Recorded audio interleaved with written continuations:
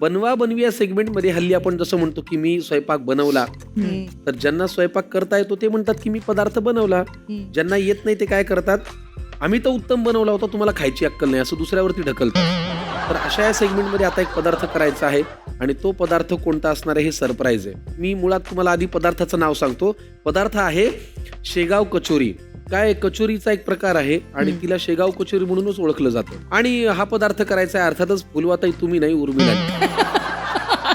आणि खायला द्या. मग त्याच्यात काय असते कचोरी छान इंटरेस्टिंग अगदी टेस्टी पदार्थ आहे आणि तोही असा तळलेला आहे. त्याच्यामुळे आज आपल्या पोटामध्ये तेलविहिरी तयार होणार याची खात्री आहे. कारण भुजण्यानं एक थर तयार झालाय. आता कचोरी खाल्ली की ते छातीपर्यंत येईलच. चालेल. शेगाव कचोरी तू कधी खाल्ली नाही? नाही ना, पण बनवी ना आज. एक बघू का मी जरा रेसिपी. आमच्याकडे ती तुला मदत सुद्धा करू शकणार नाही. अच्छा, तुला दिलेलं साहित्य तुला करायची, कुणी तुला मदत करणार नाही. तुझं तुला एकटीला लढायचंय. आता तुझी थोडी परीक्षा घेतो. कचोरीसाठी काय लागत असेल असं तुझा अंदाज आहे? बेसन लागत असेल आतमध्ये भरायला आणि मसाला लागत असेल. मी प्रॉम्प्ट करू. हळद, हिंग, लाल तिखट, नारळ.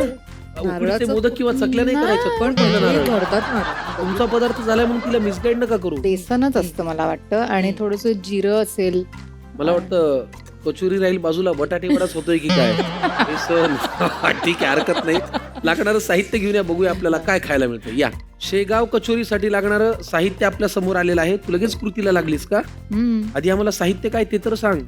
मैदा, बेसन, साखर, बडीशेप आणि धनाजिराची भरड केलेली आहे, गरम मसाला, मीठ, लाल तिखट, ओवा, हा चाट मसाला आहे. हा चाट मसाला, आलं लसूण आणि मिरचीची पेस्ट आणि हळद. ओके. आणि मिरच्या. फॅन्टास्टिक. चला मग लगेच कृती करूया. चला, काय करायचं आधी आपण त्याचं पीठ मळून घेऊयात. बर, डो करायचा आहे, मैद्याचा डो. ह्याच्यामध्ये थोडासा ओवा घालायचा. किती लागणार आहे पाणी? बस.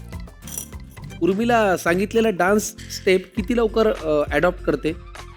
बऱ्यापैकी करते. हे अडॉप्ट करण्याचा इश्यू नसतो, लक्षात ठेवण्याचा इश्यू असतो. नंतर ती पटापटा पिकअप करते. तो आमचा काय म्हणतात त्याला, कॉमन गुण आहे किंवा दोष आहे. लक्षात न ठेवणे. हा, लक्षात स्टेप्स न राहणे. लक्षात स्टेप.